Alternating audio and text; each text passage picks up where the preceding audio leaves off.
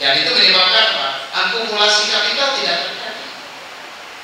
Nah, bedanya orang yang maju dengan tidak, bedanya masyarakat yang berkembang dengan tidak berkembang. Prosentase gaji yang dipakai untuk konsumsi itu semakin tinggi. Jadi kalau orang yang maju hanya 15% dia menggunakan income-nya untuk konsumsi. Kalau masyarakat yang tidak maju dia 85% income-nya untuk konsumsi. Yang 15% itu untuk pendidikan anak, itu apa? Masyarakat miskin itu 105% dia pakai income-nya untuk konsumsi. Itu artinya apa? Berutang. Berutang. Lumayan kalau kelompok-kelompok yang mantap itu makan tabungan. Jadi kalau habis mantap jadi matang. Mantap itu maksudnya makan utang. Udah nggak ada lagi tabungannya, jadi makan utang. Jadi masyarakat kita dalam kondisi yang tidak yang belum selesai otonom independen di dalam income itu tidak pengaruh lain karena punya stable income, sudah masuk ke dalam dunia consumerism, jadi memaksakan diri, sehingga apa? Akumulasi kapital tidak.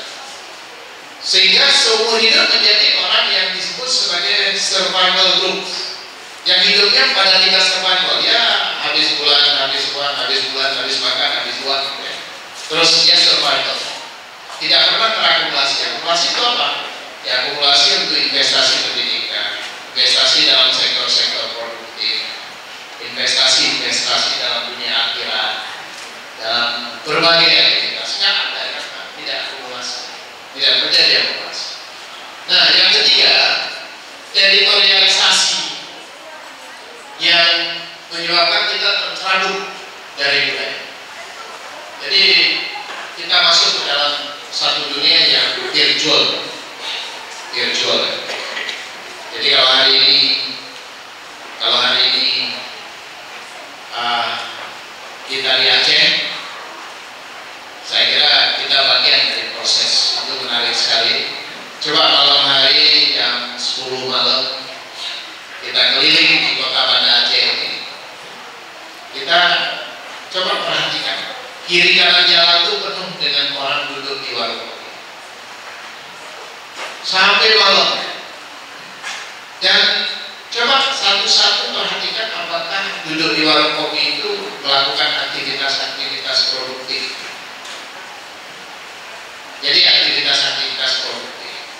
Dan ada orang yang memang seminggu setiap malam di warung kopi, ketemu kawan, ngobrol, nonton sepak bola, nonton ini, nonton itu, buka komputer, tapi buka komputer yang dilihat itu ya kalau nggak main game, ya main kartu di situ, ya hiburan.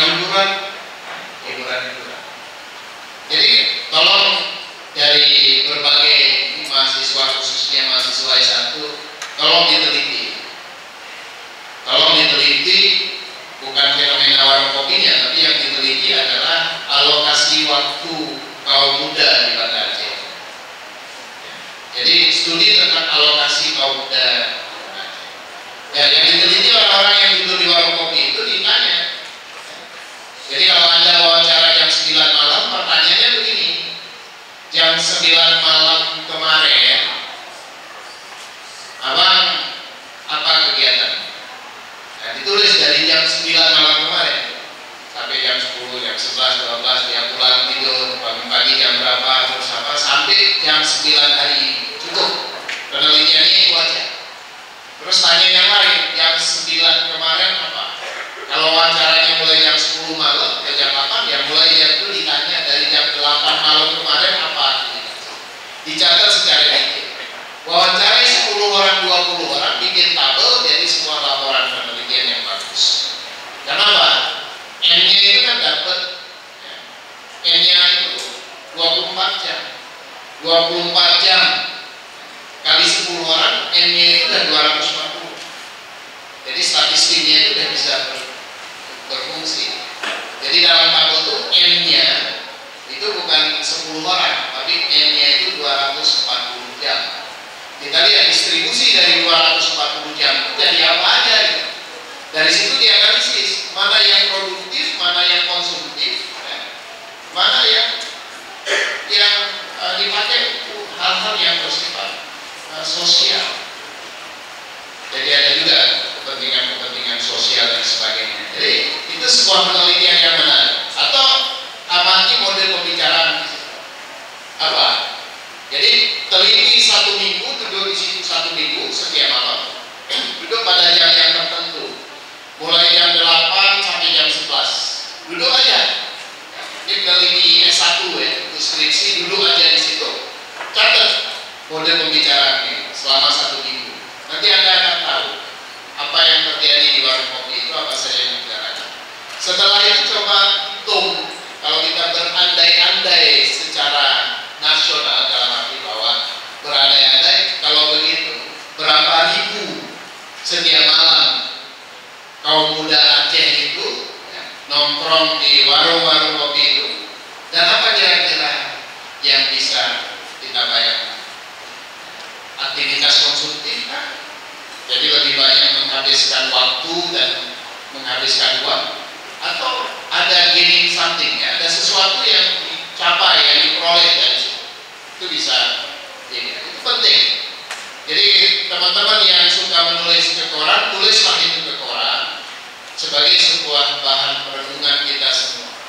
Jangan-jangan ada yang masuk ke Aceh ini untuk membawa kita dalam sebuah dunia konsumerisme yang kita tidak sadar, yang kemudian itu membuat gaya hidup kita sehari-hari jauh dari hal-hal yang produktif. Warung kopi pasti lebih populer dari ruang seminar, pasti lebih populer. Saya kalau menteri kuliah umum di Jogja itu 800 orang yang hadir. Ya hadir. Kenapa? Karena tradisi keilmuannya memang sudah panjang. Jadi tradisi warung kopinya belum dipengaruhi oleh orang Aceh. Atau karena Belanda dulu tidak pernah duduk lama-lama di Jogja. Kalau di sini Belanda dulu ya, suka sekali di Aceh. Jadi ini yang saya kadang-kadang bertanya, tradisi minum kopi di Belanda itu dipengaruhi oleh orang Aceh atau memang tradisi Belanda sendiri? Orang Belanda juga suka sekali minum kopi. Ya. Tapi minum kopi Belanda itu sebagai pemanfaatan leisure time. Jadi gimana minum kopi itu? Kita kuliah, di waktu saya kuliah dulu, kita kuliah. Begitu kuliah, habis kuliah udah capek kuliah itu, terus ada kawan yang bilang, anybody wants to join having coffee? Jadi ayo minum kopi dulu Pak sebelum kita pulang. Jadi habis kuliah minum kopi sebentar sama kawan-kawan sebelum pulang. Jadi minum kopi itu mengisi waktu luang. Jadi bukan janjian tapi malam kita keluar aja di kedai kopi terus Solo atau Cunun. Nggak ada yang janjian begitu. Minum kopi itu sambil jalan, sambil lewat. Ya, ketemu teman minum kopi dulu. Tapi kalau saya di Aceh susah sekali. Kenapa? Ketemu teman, tarik ke minum kopi, mie Aceh. Baru keluar dari situ ketemu teman lain, tarik ke warung kopi lagi. Perut saya sampai mulus, ya. Karena minum kopi terus. Saya tidak minum kopi di tempat lain. Saya ini fanatik. Kalau ditawarin kopi di tempat lain, saya bilang saya hanya minum kopi enak. Jadi yang nggak enak saya nggak mau. Terus katanya kopi enak ya Pak, kopi Aceh saya bilang. Ya. Jadi itu kawan saya Pak Nasru dari Rosemary itu selalu mengirimkan saya saset kopi Lekare. Jadi stok di rumah saya nggak pernah habis. Saya punya stok center di rumah itu kopi Lekare. Itu selalu dikirim, baik yang kiloan maupun yang saset, termasuk sanyang. Itu ada di rumah saya. Jadi orang kalau butuh kopi datang ke rumah saya. Karena saya nggak minum kopi yang nggak enak. Tapi kalau di Aceh, apalagi saya jalan dari Banda Aceh sampai ke Lusmaya itu di Samarang aja saya mampir ketemu Komandan Koramil terus dia kopinya minum kopi. Keluar dari situ nanti sampai makan masih minum kopi lagi. Jadi sampai Lusmaya itu udah berapa gelas? Gelas kopi pagi dari jam 7 mulai dari mulai kering, jalan kopi terus. Dulu kalau saya di sini masih ada almarhum Bang Ade Ismail, Ustadznya lagi muji saja. Almarhum Bang Ade Ismail sama Pak Umam masih ada. Dulu kalau saya turun bandara, Pak Umam di airport langsung mampir depan airport tuh dulu ada rumah makan yang sederhana sekali di depan airport. Belum ada gedung apa-apa, itu cuma gubuk, rumah makan seperti gubuk, tapi enaknya minta ampun. Jadi saya selalu bilang di Aceh ini makanan itu tidak ada pilihan. Susah sekali kalau saya di Aceh, tidak ada pilihan makanan. Yang ada cuma enak dan enak sekali, jadi nggak bisa milih. Terpaksa kita makan semua, karena nggak ada pilihan, makan semua aja gitu. Terus keluar dari situ, Bang Ade Ismail selalu ngajak saya minum kopi di sudut jalan keluar dari bandara, apa namanya itu, karena dia selalu ngurusin bebek, dulu telur bebek ada di kampung sana, selalu minum kopi terus. Nah saya concern dengan apa yang sebenarnya perkembangan di Aceh yang saya mohon teman-teman bisa memetakan secara lebih baik. Nah, yang keempat, bagaimana proses globalisasi itu mengalami satu counter lokal, terjadi hibridisasi, di mana aspek-aspek religius kita misalnya muncul dengan istilah-istilah yang lebih hedonistik. Jadi dulu populer istilahnya Ustadz Gaul, untungnya di Aceh tidak begitu populer, tapi di tempat lain itu suatu istilah yang sangat berbahaya menurut saya. Nah, jadi perubahan-perubahan global ini membawa perubahan yang sangat serius. Kenapa? Karena simbol-simbol budaya menghilang, keanggotaan baru di dalam masyarakat, kelompok marginal itu terabaikan. Jadi kalau istilah Acehnya itu Buya Krum Bedanggal, Buya Tama merasa.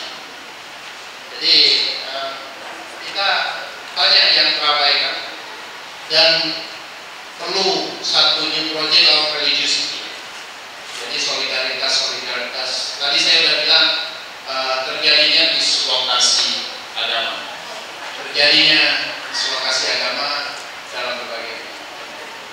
Nah, bahaya dari dislokasi budaya atas perubahan-perubahan itu adalah di mana budaya tidak lagi menjadi mainstream, semakin berkurang support dan kekuatan kelembagaan itu juga. Jadi kalau Anda pernah nggak membandingkan acara TV gempa Jogja dengan tsunami Aceh? Ini karena saya di Jogja, saya lihat dua-duanya di TV Jogja atau TV nasional. Jadi kalau di Aceh begitu TV dibuka, orang astagfirullahaladzim atau ya Allah, ya Rabbi, seperti orang melatih. Jadi kalau orang mengeluh di Aceh itu dekat sekali dengan itu. Jadi kalau di Jogja bukan begitu. Jadi di Jogja bunyinya itu Gusti gitu. Paringan sabar, berilah kesabaran. Ya, referensi sistemnya. Kalau di Aceh itu lebih murni agama. Itu ekspresi kebudayaan itu yang dibilang unconscious expression. Unconscious itu emotion, unconscious. Jadi agama yang keluar. Jadi astagfirullah itu bahasa sehari-hari. Tapi kalau di dalam masyarakat Jawa, ya lebih culture oriented, dalam arti bahwa urusannya itu lebih bersifat pada tradisi budaya, gitu ya, pada kejawaan. Jadi dalam bahasa populernya kejawen. Jadi unsur kejawennya yang lebih kental. Itu artinya sistem referensi di dalam kehidupan kita itu adalah ada yang di kepala ini mau mengetahui pengetahuan. Ya, di masyarakat yang maju itu pengetahuan. Di tempat lain kejawen tadi. Dan kasih nama anak juga begitu. Kalau kasih nama anak kita selalu pakai Ahmad, Muhammad, ya kan? Pakai doa-doa yang anak itu kan doa. Jadi kalau di tokoh kami di Jogja namanya Ikhlasul Amal. Itu doa kan? Doa. Jadi nama kalau di Jogja namanya urusannya kan. Jadi jangan tiba-tiba ada nama anak Aldino. Referensi budayanya gimana? Ditanya Aldino itu apa? Alhamdulillah dia nongol. Nama anak. Jadi ternyata sudah 7 tahun nggak punya anak, tiba-tiba lahir anak. Jadi makanya saking senangnya kasih nama Aldi. Di Jogja ada nama anak itu Maria Pitunov. Saya pikir bapaknya dulu pernah sekolah di Eropa Timur gitu ya. Maria Pitunov. Saya tanya, ini kok nama Maria Pitunov? Rupanya Pitunov itu November. Jadi karena lahirnya 7 November, jadi dalam bahasa Jawa itu November. Pitunov. Di mana sistem referensi? Sistem referensi. Jadi yang menarik, ketika sistem referensi ini bergeser, itu nama-nama anak juga bergeser. Kita jalan-jalan juga kita ubah. Jadi penamaan itu, the politics of naming, itu penting sekali. Cara kita memberi nama itu menunjukkan bagaimana ekspresi yang sangat dalamnya kita. Seperti kata-kata yang pertama keluar tahun itu menunjukkan sistem referensi yang ada di dalam kepala sebuah bangsa, dalam kepala masyarakat. Ini penting. Nah, kalau ini bergeser, itu berbahaya. Makanya Anda lihat orang Bali itu namanya kan gampang. Kalau dia anak pertama, Wayan, udah. Nama anak kedua Mani, ketiga Nyoman, yang keempat Ketut. Jadi nama anak Bali itu cuma itu, Wayan, Made, Nyoman, Ketut. Kenapa? Karena referensinya itu pada sistem kosmologi ya, di dunia. Jadi itu dia kembali ke konsep-konsep ini, ya, konsep-konsep umum. Jadi pakai istilah itu. Dia kalau punya anak 5, orang Bali konsisten sekali. Anak 5, anak yang kelima ya Wayan lagi gitu. Nggak punya itu. Jadi makanya orang Bali nggak boleh punya anak 5 sebenarnya. Yang 4 saja. Kalau orang Aceh kan bisa sampai 7. Sampai 7 orang Aceh. Lagi itu aja 7. Kalau orang Jawa 5 karena Pancasila. Orang Aceh perlu sampai. Apalagi habis tsunami mungkin perlu 9 untuk mengembalikan itu. Tidak apa-apa. Jadi kalau Bali itu 4, strukturnya itu 4. Makanya kalau ini budaya penting, banyak sekali ekspresi budaya yang penting bisa jadi alat analisis. Itu Bali itu kalau Anda pernah dengar pertandingan sepak bola melalui radio, Anda akan berpikir ini gimana Presiden Denpasar ini bisa memenangkan pertandingan dengan Persema Malang. Itu cuma dengan 4 orang. Wayan bawa terus saja pada mati pada Nyoman pada Ketut kembali pada Wayan pada mati. Jadi ingat. Jadi kalau kita dengar sepak bola itu 4 orang. Jadi itu ya kosmologinya itu muter di situ. Jadi ingat. Jadi sistem kosmologinya berbeda. Kalau Jawa sistem kosmologinya itu dia bukan muter, tapi linear. Cara berpikirnya linear. Nah, jadi di dalam diskusi kita tentang kebudayaan ini, kita lihat bahwa perubahan-perubahan itu terjadi dalam 5 bentuk penting. Jadi apa yang terjadi di dalam kehidupan kita dari perspektif kebudayaan ini? Yang pertama yang disebut sebagai creative destruction, yang didefinisikan sebagai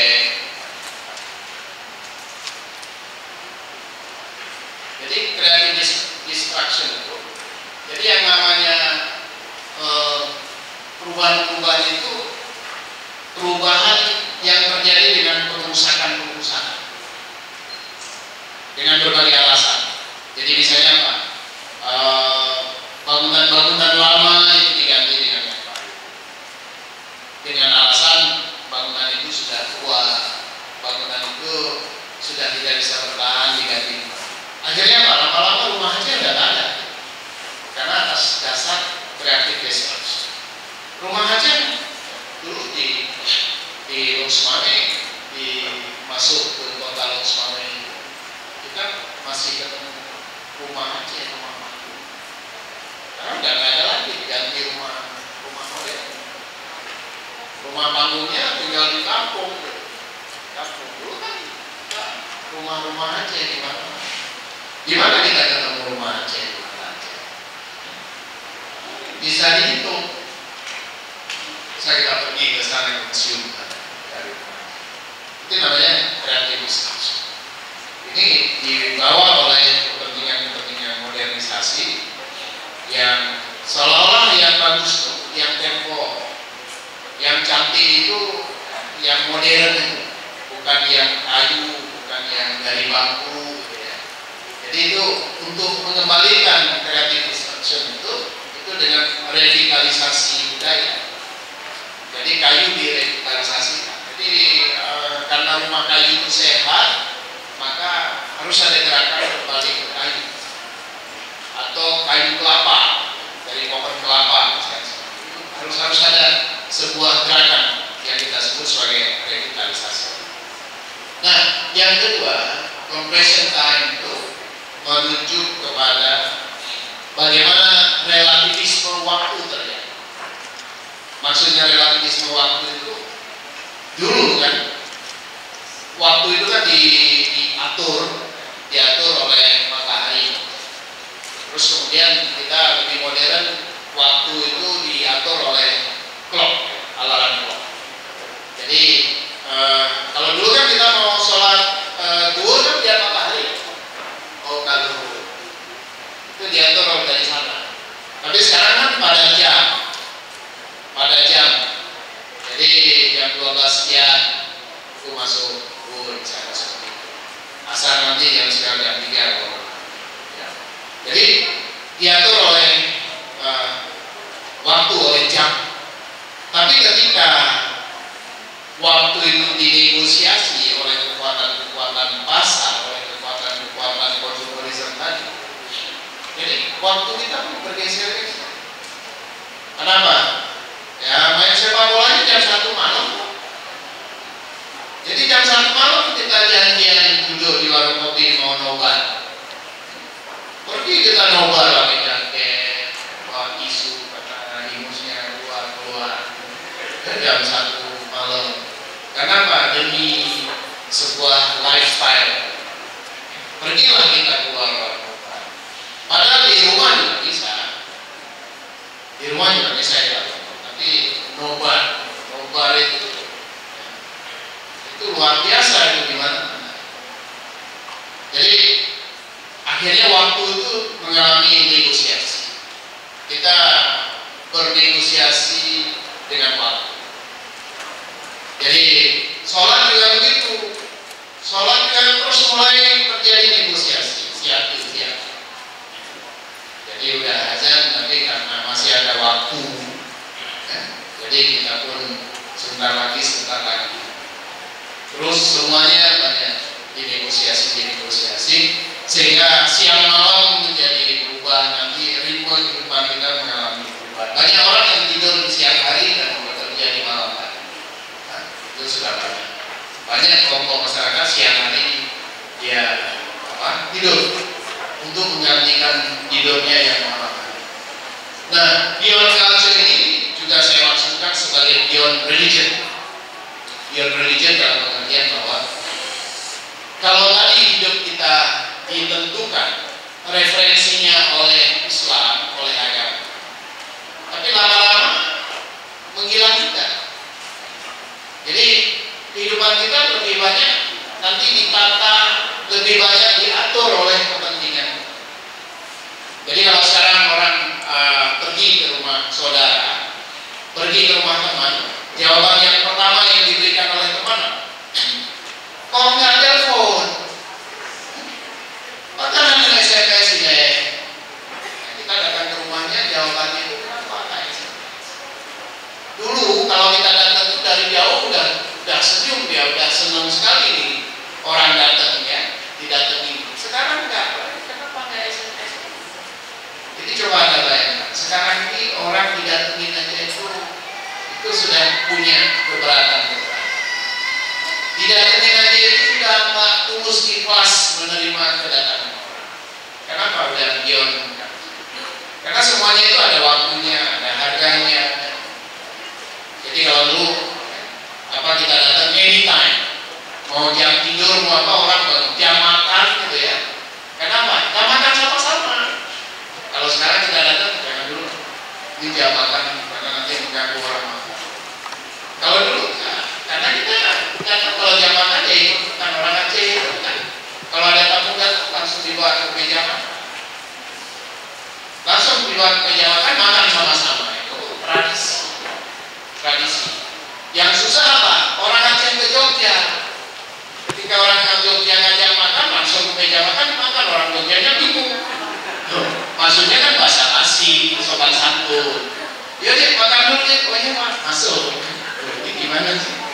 Orang Aceh ini maksudnya ini bahasa basi. Ketemu orang Aceh basi betul. Basi betul. Jadi maksudnya itu unggah-ungguh. Orang Jogja itu kan punya tata krama. Kalau ada orang datang, dia bilang, makan dulu yuk, gitu kan? Nah, maksudnya kita juga harusnya punya sopan santun dengan mengatakan, terima kasih Pak, sudah makan, walaupun belum, gitu ya. Pak ini sudah makan Pak, terima kasih. Tapi ketemu orang Aceh, nggak mempan.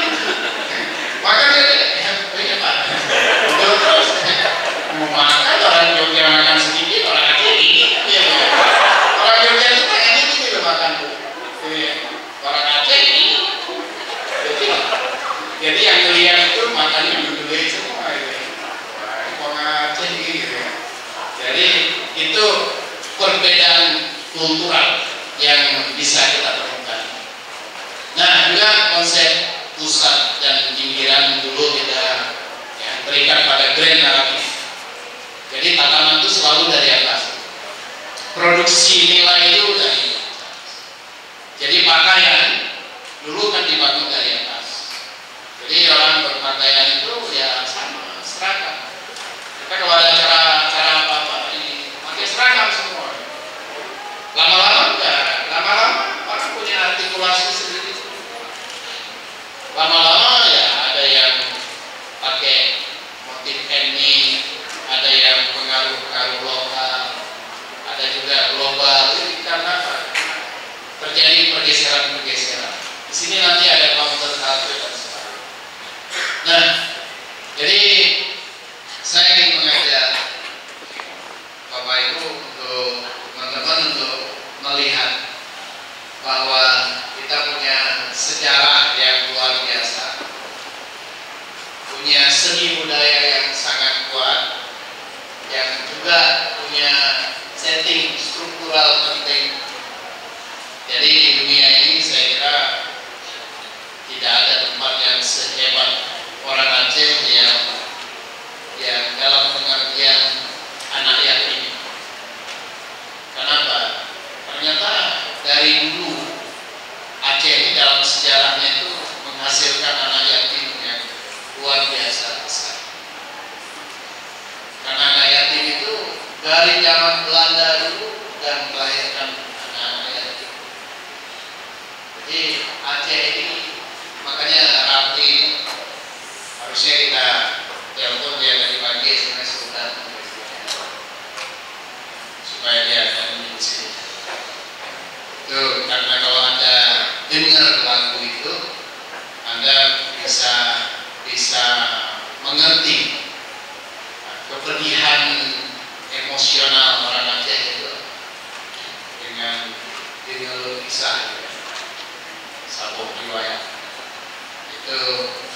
Tapi bagus sekali pembahasannya.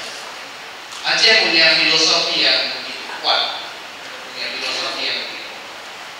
Nah, dengan gempuran berbagai pengaruh tadi, karena kan yang namanya globalisasi yang sedang kita bicarakan itu globalisasi gelombang yang ketiga.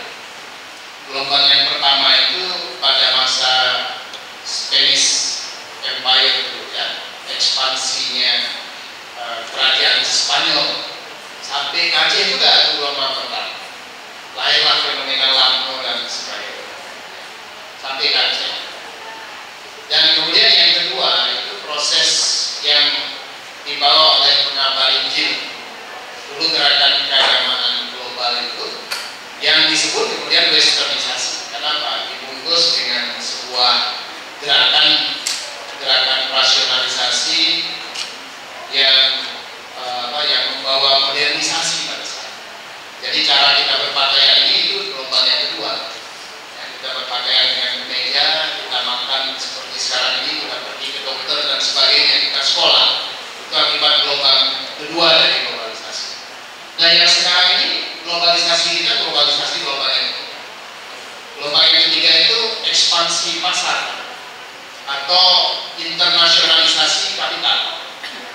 Jadi kalau yang kedua itu nilai-nilai agama, modernitas dan sebagainya, yang ketiga ini adalah nilai-nilai pasar, profit, konsumerisme. Itu yang menjadi arah. Nah, ya di sini tadi ada gambar konflik ya. Nah, jadi kalau kita lihat pada apa yang harusnya kita respon, maka kita bisa melihat kebudayaan itu secara generik dan diferensial. Walaupun kalau kita baca Revolusi ini, kebudayaan itu salah satu dari dua konsep yang paling sulit, yang paling tinggi. Jadi dia bilang satu dari dua atau tiga konsep.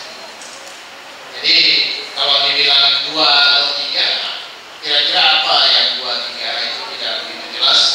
Tapi menurut saya yang kedua itu agama. Kalau ada yang ketiga itu perempuan. Itu konsep yang paling sulit. Jadi paling sulit untuk dipahami dan dibahas itu budaya, agama dan perempuan. Itu paling sulit. Nah, dari sini kita lihat kalau kebudayaan yang bersifat generik dari kebudayaan itu, ini dia melahirkan pendekatan-pendekatan yang disebut sebagai pendekatan-pendekatan klasik. Dia melahirkan evolusionisme, difusi, fungsionalisme, struktural fungsional, strukturalisme. Kenapa? Di dalam kebudayaan generik kita percaya bahwa tatanan itu dibangun dari atas per generasi. Jadi kalau orang tuanya alim, ya anaknya alim, itulah. Tidak boleh ya anaknya itu nakal, nggak boleh. Jadi untuk jadi warga negara Indonesia yang baik, ya dia harus sekolah yang pintar. Dia intinya harus bagus, pintar matematika, karena nilai itu ditentukan oleh matematika, bahasa Indonesia, bahasa Inggris. Jadi kalau dia pintar agama, pintar seni, itu bukan tidak masuk di dalam budaya generik. Kenapa? Kalau kamu pintar main sepak bola, kamu pintar musik, kamu tidak dianggap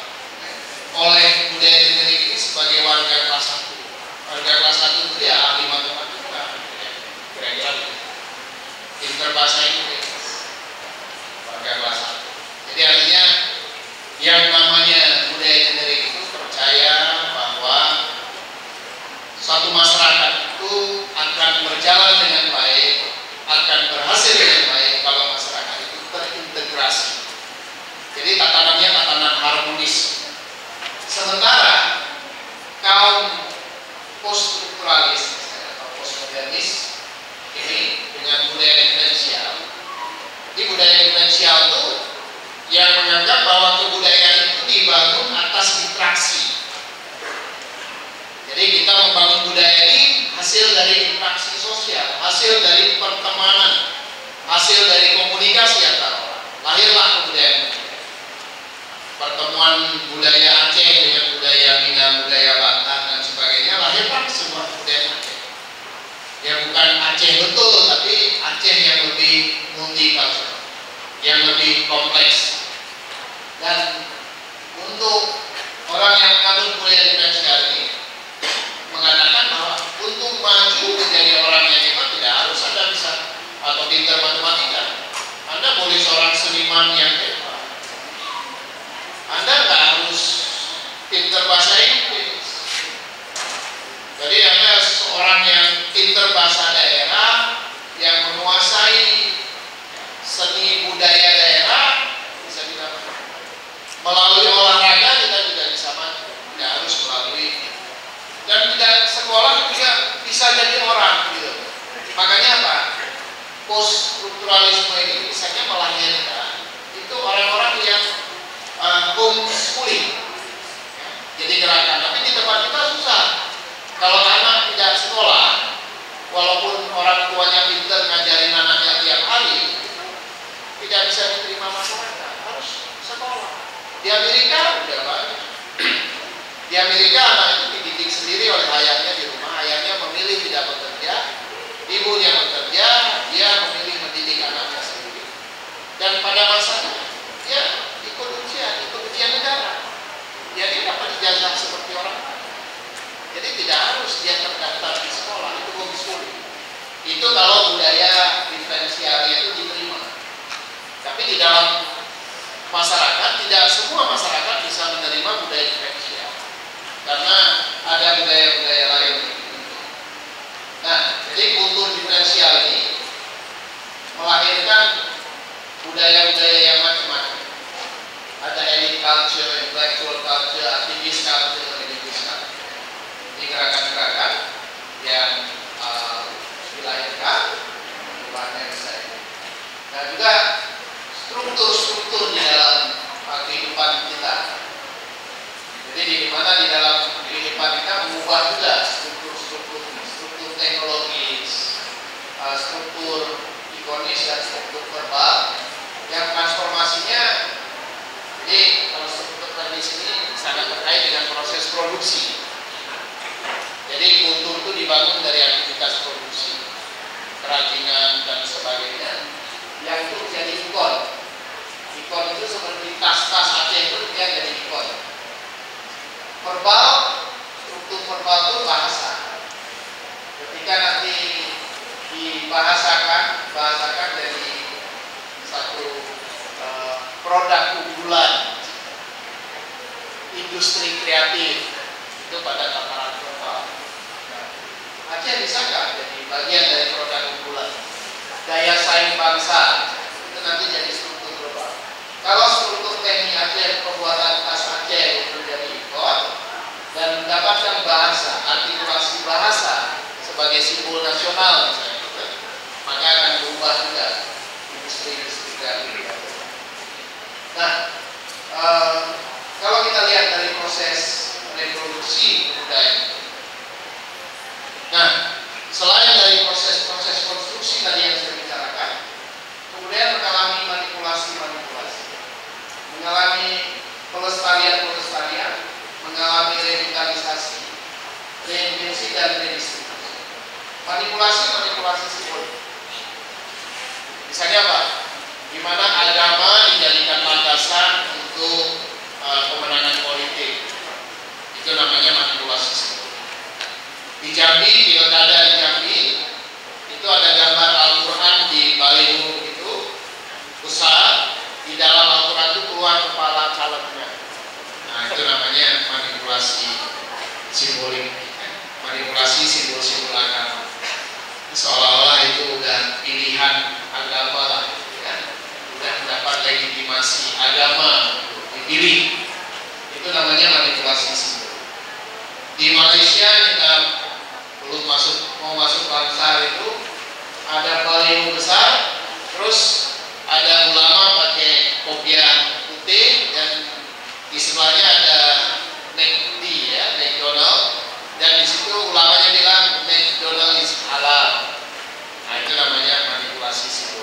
keulamaan, dipakai oleh pasar.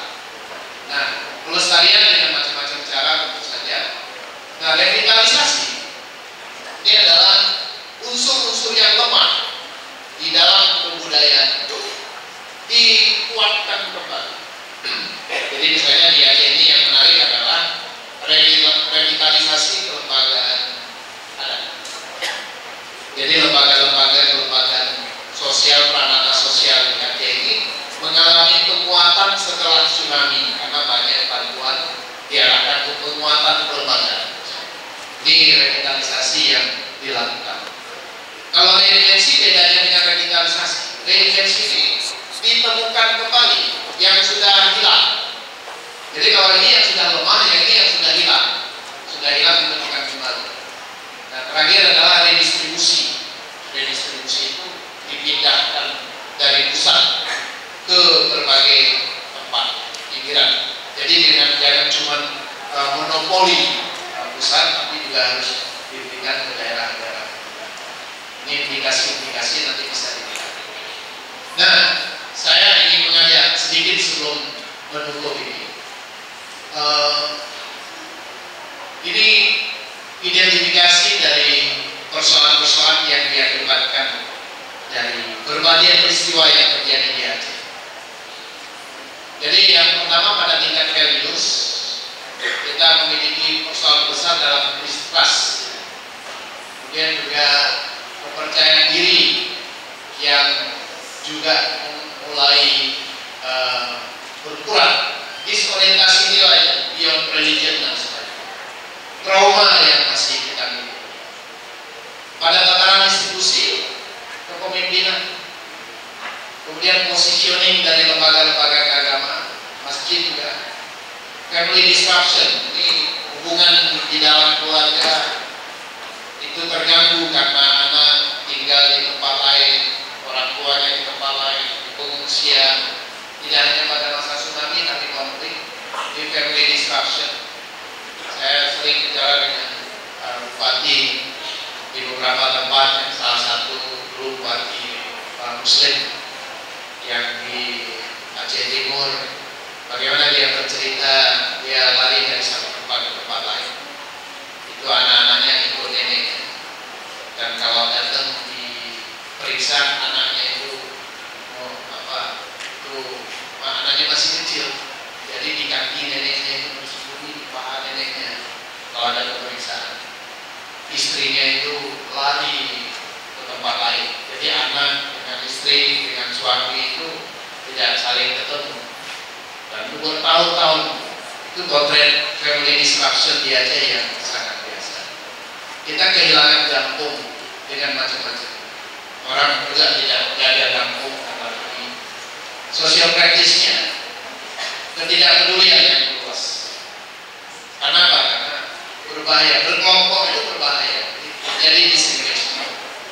Kemudian ada sikap-sikap pragmatis, mulai jadi radikal resistance, dan juga kurang terbuka.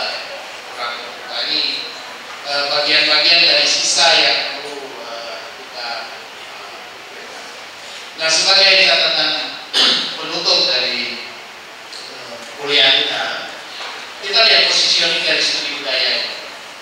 Kalau kita baca beberapa pemikiran seperti Nas Leiden misalnya, di dalam makalah saya sebutkan, posisi dari studi budaya itu adalah posisi untuk mendorong transformasi masyarakat.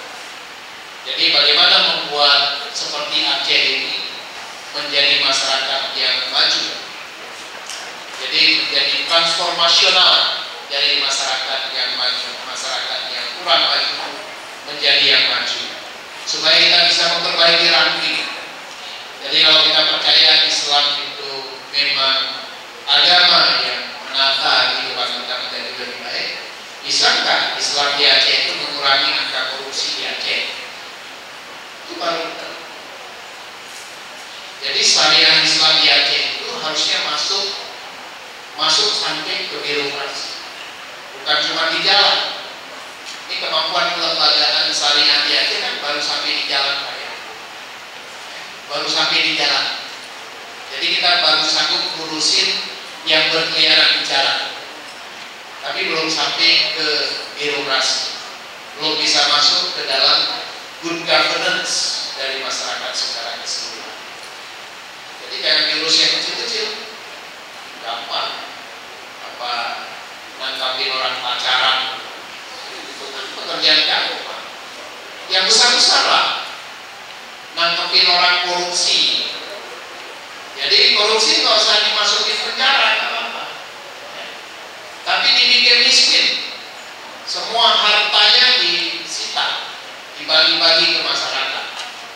Nggak usah masuk penjara, gampang di penjara malah bisa karaoke, tempat tidurnya lebih empuk daripada di rumahnya.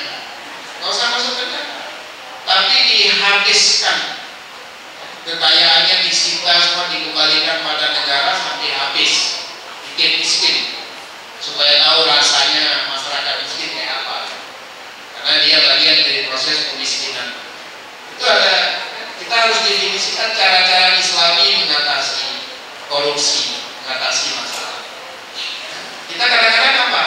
Kita ini Islam, kita ini melakukan semua ibadah ritual, tapi sebenarnya gaya hidup kita tidak Islami.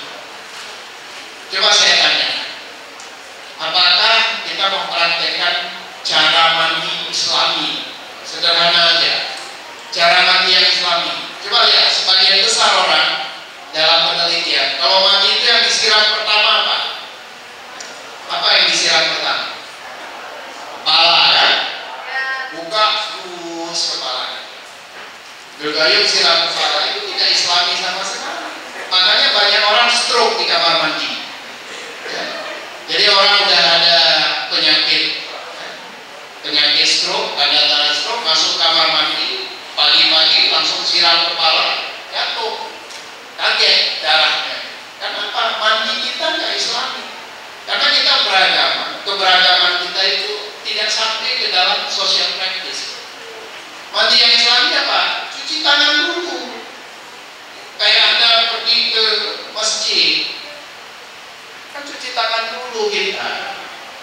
Jadi cuci tangan itu apa? Supaya darahnya itu menyesuaikan diri. Begitu kena air dingin di tangan, yang lain kan seret gitu ya, langsung menyesuaikan diri. Nah, baru setelah kita cuci tangan, baru gosok gigi, cuci mulut, baru kemudian kita boleh ke kepala, ke badan itu boleh, tapi mulai dari tangan gitu. Kita diajarkan mandi itu kan bersuci. Jadi ikutilah, ikut. Jadi sebenarnya banyak sekali nilai-nilai filosofis di dalam agama itu yang gagal kita masukkan, kita internalisasikan ke dalam diri kita, dalam kehidupan kita sehari-hari. Jadi Anda sembahyang 5 kali, 5 waktu ya, sembahyang, taat, tapi di jalan beringasnya kita atur. Orang udah setengah mati mau minta jalan pun nggak kita kasih. Orang nyebrang, kita duluan yang ngegas, ya, supaya kita duluan lewat. Padahal orang udah, ini nyawanya terancam. Kenapa enggak berbaik hati sedikit, biar orang lain duluan jalan? Kenapa kita begitu sampai ke jalan ya jadi anak jalanan, bukan jadi anak Islam lagi? Jadi coba kita definisikan hidup kita itu, kebaikan itu day to day, time to time. Pokoknya bismillah keluar dari rumah, jadilah kita orang yang baik. Kira-kira praktekkanlah semua yang kita pelajari. Nah, legitimasi sosial bagi kemajuan bersama. Jadi yang bagus dilegitimasi oleh keilmuan kita dan menjalankan fungsi kritik sosial supaya apa? Supaya kita ini maju semua. Yang salah yang dilakukan oleh pemerintahan misalnya, ya kita harus tulis. Jadi di Aceh ini dulu saya suka menulis di namanya dulu Aceh Pos. Tiap minggu dulu saya nulis di Aceh Pos. Sebelum Aceh Pos itu mati, Serambi sekali-sekali saya tulis setelahnya. Itu kita membutuhkan critical mass. Jadi Jadi di Aceh ini kita membutuhkan apa? Membutuhkan orang-orang yang independen, yang melihat masyarakatnya dan memberikan pikiran-pikiran kreatif, solutif bagi masyarakat. Nah, kita kurang sekali. Jadi lembaga-lembaga seperti perguruan tinggi tidak begitu berfungsi di dalam memainkan tadi kritik sosial, di dalam memainkan fungsi-fungsi kritik. Nah, catatan terakhir adalah apa yang dikatakan oleh Mayer, di mana agama itu mengalami persoalan, difficult time, terutama untuk mendapatkan pengaruh publik. Jadi kalau kita lihat di mana yang disebut sebagai traditional religious modalities ini menjadi persoalan. Jadi artinya kalau kita baca terus bukunya Peter Mayer ini, dia seorang ahli agama, studi agama, dia mengatakan bahwa lambat laun agama kehilangan kredibilitas. Jadi dia gagal untuk meyakinkan pemeluknya bahwa agama itu perlu. Jadi kehilangan kredibilitasnya yang perlu dipelihara. Jadi ikon kita ini bisa nggak ini kita jadikan sebagai kekuatan, sumber tadi dan inspirasi, sehingga kita bisa bangun tata ruang, tata sosial